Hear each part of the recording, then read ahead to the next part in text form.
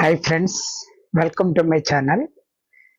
ఈరోజు నేను ఈ వీడియో చేయటానికి ప్రత్యేకమైన కారణం 10th క్లాసు ఇంటర్మీడియట్ రిజల్ట్స్ ఇచ్చిన తర్వాత ఇప్పటికీ చాలామంది ఆత్మహత్యలు చేసుకొని చనిపోతుంటే వాళ్ళని చూసి బాధపడి వాళ్ళ కోసం ఒక వీడియో చేసి వాళ్ళలో ఇంకా అలాంటి ఆలోచనలు ఉన్న వాళ్ళలో ఎవరైనా ఉంటే మార్పు చెందాలి అనే ఉద్దేశం మీద నేను ఈ వీడియో చేస్తున్నాను.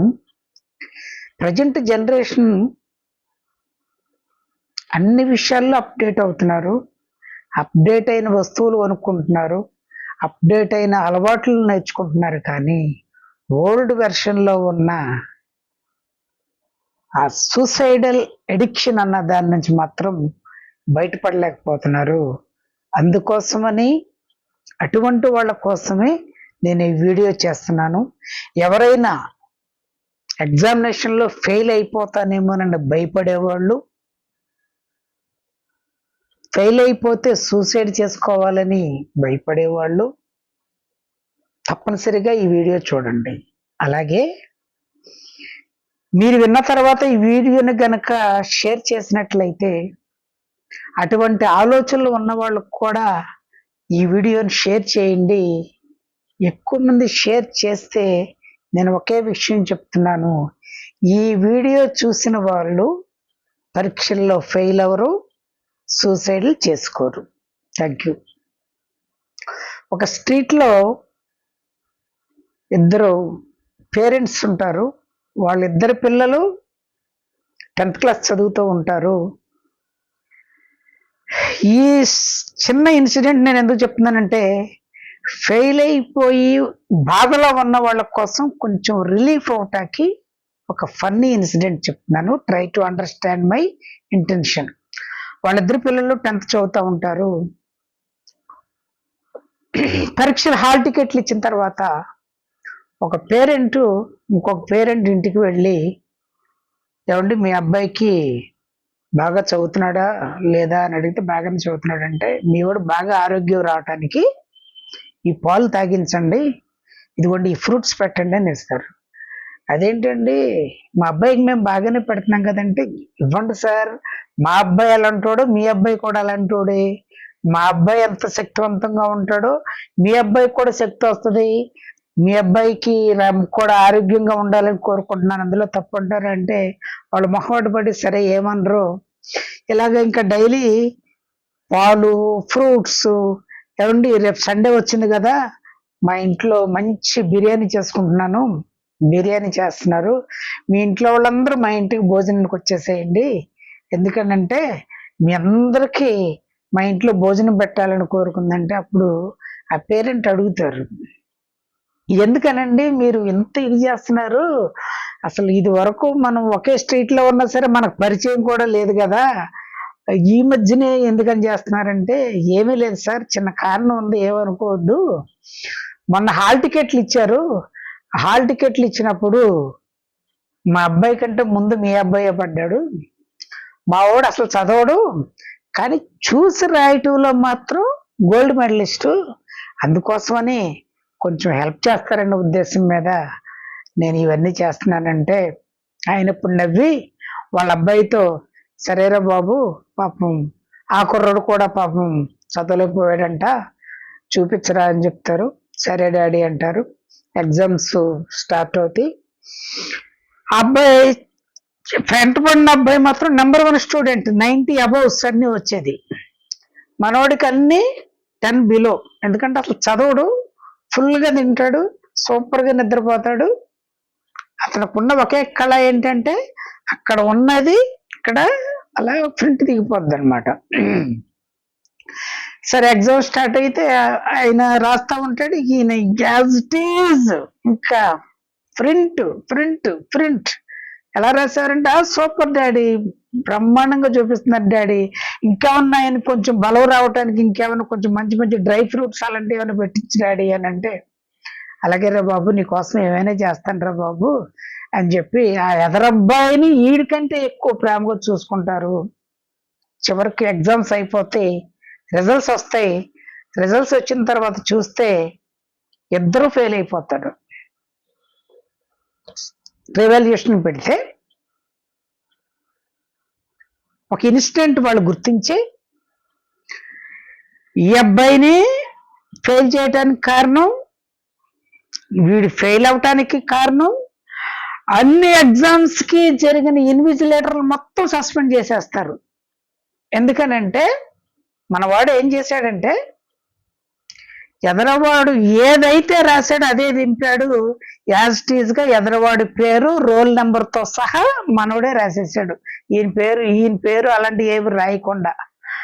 అది చూసి మరి చూపించినందుకు అతను, చూసి రాసినందుకు వీడు, అలా కోఆపరేట్ చేసినందుకు, కోఆపరేట్ మీన్స్ చూసినా పట్టించుకున్నందుకు ఇన్విజిలేటర్స్ కూడా సస్పెండ్ చేసేస్తారు. అప్పుడు ఈ పోయిన వాళ్ళ డాడీ అంటారు, ఎరా నిన్ను నేను కాపీ చేయమన్నానురా, నువ్వు ఏకంగా జెరాక్స్ చేసేసావు అనేటప్పటికి, పోన్లే డాడీ నెక్స్ట్ టైం ఈసారి అతని పేరు రాయకుండా నా పేరే రాసుకుంటాను డాడీ అని చెప్తాడు.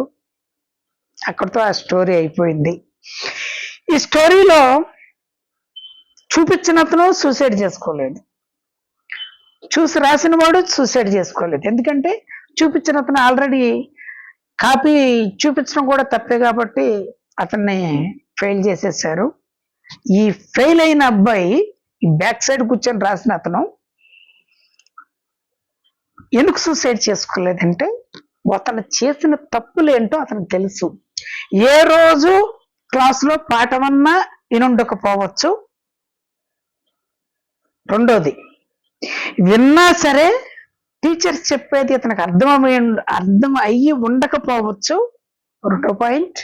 అండ్ థర్డ్ పాయింట్, అర్థమైనా సరే అర్థం అవ్వకపోయినా సరే టీచర్స్ని కానీ క్వశ్చన్స్ని ఫ్రెండ్స్ని కానీ అడిగి క్లారిఫై చేసుకునే ప్రయత్నం కూడా చేయలేదు.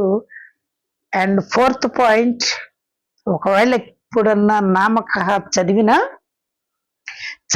దాన్ని అతను ఒక బుక్లో అతనికి ఎంతవరకు వచ్చిందో అన్నది ఒక బుక్లో రాసుకొని ఉంటే అతను ఎంతవరకు వచ్చేదో తెలిసేది. మై డియర్ ఫ్రెండ్స్, ముఖ్యమైన పాయింట్ ఏంటంటే స్టూడెంట్స్ ఇప్పుడు మెయిన్గా ఫెయిల్ అవటానికి కారణం, అందరూ చదువుతున్నారు, ఎప్పుడైతే మనం బుక్ చూస్తామో అప్పుడు వచ్చినట్టే ఉంటుంది. ఆ వచ్చిన దాన్ని మనం ఎప్పుడైతే చూడకుండా బుక్లో రాసుకుంటామో అప్పుడు మన రియల్ కెపాసిటీ తెలుస్తుంది, అది ఎంతవరకు వచ్చిందని. అది మీరు స్టార్టింగ్ నుంచి అలవాటు చేసుకుంటే ఎప్పుడు 100% ఫెయిల్ అవటం అనేది ఇంపాసిబుల్. ఈ 4 పాయింట్లు ఆ అబ్బాయి చేయలేదు కాబట్టి, తప్పు నాదే అని తెలుసుకున్నాడు కాబట్టి ఆ అబ్బాయి సూసైడ్ చేసుకోలేదు. ఇక్కడతో ఫెయిల్యూర్ గురించి ఆపేద్దాం కొంచెం సేపు. తర్వాత సూసైడల్ చేసుకునే వాళ్ళ గురించి ఒకసారి మాట్లాడుకుందాం. నువ్వు 10th కానీ ఇంటర్ కానీ పాస్ అయిన తర్వాత నీకు ఇష్టమైన డిగ్రీ ఆర్ ఇంజనీరింగ్, డాక్టర్ ఏదైనా చదివేసిన వెంటనే నీకు ఉద్యోగాలు ఇచ్చేస్తామని చెప్పి మేమిస్తాం రా అని చెప్పి బోర్డులు పెట్టుకొని ఇక్కడ ఎవ్వరూ కూర్చోలేరు. అలాగా కూర్చొని ఉండినట్లయితే నీకంటే కొన్ని సంవత్సరాల ముందు నీకంటే ఎక్కువ పీజీలు పిహెచ్డీలు చేసిన లక్షలాది మంది నిరుద్యోగులు స్టిల్ ఇప్పటికీ ఈ రోజుల్లో కూడా ఉన్నారు. ఆ పిహెచ్డి చేసిన వాళ్ళు చదువుకి సంబంధం లేకపోయినా చిన్న పనులు చేసుకుంటూ ఇచ్చే 10,000 5,000తో జీవితాన్ని నడిపించుకుంటూ వెళ్తున్నారు. ఎందుకనంటే ఎగ్జామ్ చదువు ఒక్కటే జీవితానికి ముఖ్యము కాదు. జీవితంలో ప్రతిరోజు మనం అనేకమైన పరీక్షలు ఎదుర్కోవలసి ఉంటుంది అని ధైర్యంగా బ్రతికేవాళ్ళు.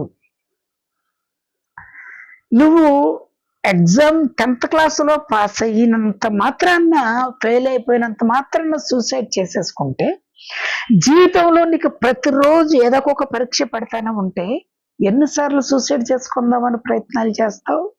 లేదు. నువ్వు సూసైడ్ చేసుకునే ముందు, అసలు ఆ ఆలోచన వచ్చే ముందు, అంత పిరికితనంగా ఉండేటప్పుడు నువ్వు ఏ రోజైనా ఒక్కసారి నీ గురించి నువ్వు ఆత్మవిమర్శ చేసుకో. ఏమనంటే నేను ఫెయిల్ అవటానికి కారణం ఎవరు? నేనా? టీచర్సా? మా తల్లిదండ్రులా? నా ఫ్రెండ్సా? నువ్వే అని 100% వస్తుంది నీ యొక్క అంతరాత్మ 100% నువ్వే అని చెప్పేస్తుంది. ఎందుకనంటే నువ్వు ఫెయిల్ అవటానికి కారణం ఇందాక చెప్పినట్టు స్టార్టింగ్ నుంచి స్కూల్ స్టార్ట్ అయిన కాడ నుంచి ఏ రోజు లెసన్ ఆ రోజు చదువుకొని ఆ లెసన్ అప్ చెప్పుకొని నువ్వు బుక్లో రాసి ఉంటే గనక నువ్వు 100% ఫెయిల్ అవ్వవు.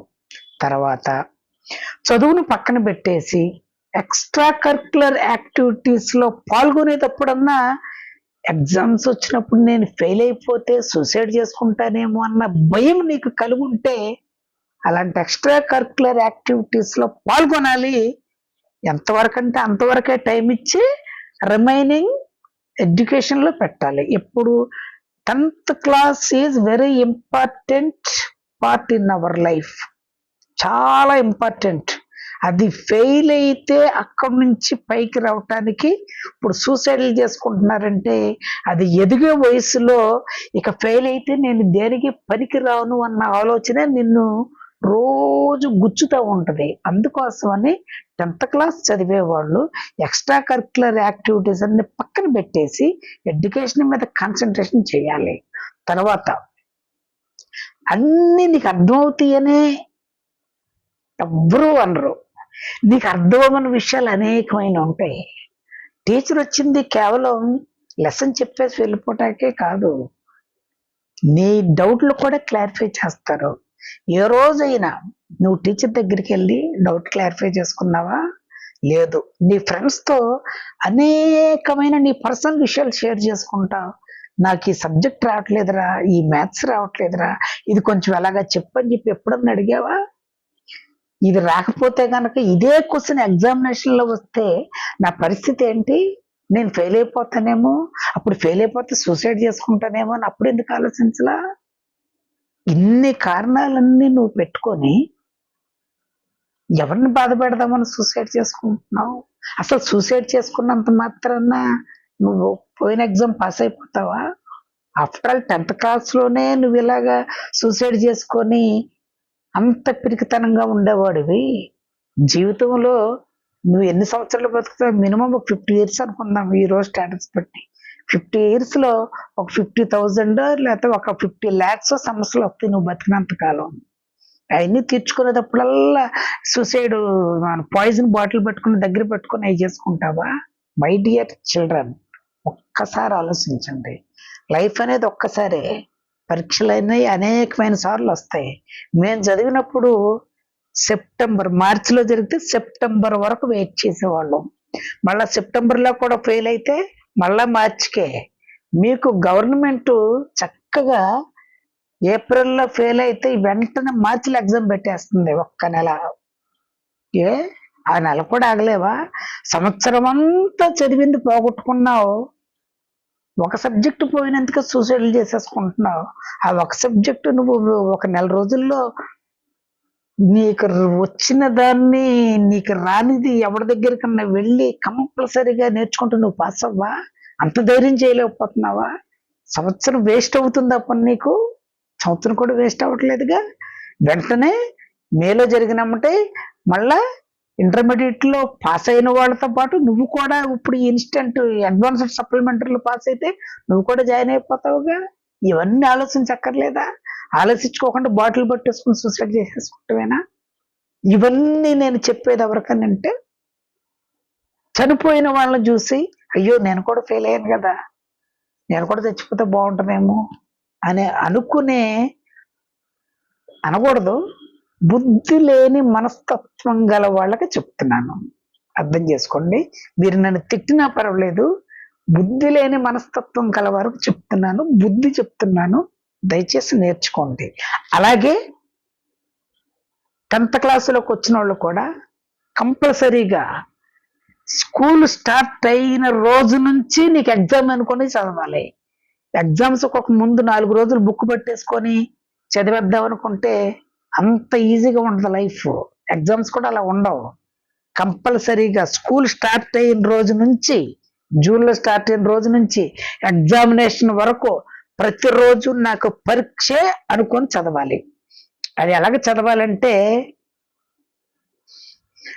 ఎగ్జాంపుల్గా నువ్వు వాడే సెల్ ఫోన్ నెట్వర్క్ ఒక 20 రోజులు పనిచేయదు, బాగా ఆ ఊర్లో ఒక 20 అడుగులు ఒక కొండ ఉంది, ఆ కొండ ఎక్కి కూర్చుంటేనే నీ సెల్ ఫోన్ నెట్వర్క్ పనిచేస్తుంది అంటే 20 రోజులు పనిచేయట్లేదు కదా అని చెప్పి సూసైడ్ చేసి చచ్చిపోతావా, లేకపోతే మధ్యరాత్రి నడుచుకుంటూ వెళ్ళిపోయి ఎన్ని బాధలైనా ఎన్ని కష్టాలైనా సరే, అమ్మో ఆ కొండ ఎక్కకపోతే రేపు సెల్ ఫోన్ చూడకపోతే నాకు ఇంకేమన్నా ఉందా అని చెప్పి ఊరు మొత్తం ఖాళీ చేసి కొండ మీదే కాపురం పెడతారు. మరి దానికి అంత కసిగా ప్రయత్నం చేస్తున్నప్పుడు దీనికి ఎందుకు అంత కసిగా ప్రయత్నం చేయట్లేదు? అంత కసితో ప్రయత్నం చేయి. సెల్ ఫోన్కి ఇచ్చే ఇంపార్టెన్స్ నేను రియల్గా చెప్తున్నా. ఇది చూడకుండా 5 నిమిషాలు ఉండలేరు. స్కూల్లో ఉన్నంతసేపు కూడా రాత్రి మనం చూసినయే మైండ్లో తిరుగుతూ ఉంటాయి. అందుకోసం ఎగ్జాంపుల్ చెప్పా. నడుచుకుంటూ దేక్కుంటూ కాళ్ళు గీళ్ళు కొట్టుకుపోయిన కొండెక్కి మరి ఆ నెట్వర్క్ సిగ్నల్ అందే వరకు ఎక్కడైతే దొరుకుతుందో అక్కడ చూసుకొని చేయటానికైతే ప్రయత్నం చేస్తున్నావు. కొంతకాలం ఈ అడ్వాన్స్ సప్లిమెంటరీలో ఫెయిల్ అయిన వాళ్ళు రాయటానికి సెల్ ఫోన్ పక్కన పడేసి అంతే కసిగా నువ్వు చదువు. ఫెయిల్ అయితే గనక నా నెంబర్ నోట్ చెప్తున్నాను, రాసుకో. నాకు ఫోన్ చేసి ఇలాంటి ఎదవ వీడియోలు ఇంకొకసారి చేయమాకని నాకు చెప్పు. నా నెంబర్ చెప్తున్నాను, 9441443787. మరొక్కసారి చెప్తున్నా, ఈ వీడియో చూసిన వాళ్ళు ఎవరైనా ఎగ్జామినేషన్స్ ఫెయిల్ అవ్వరు, సూసైడ్లు చేసుకోరు. Thank you.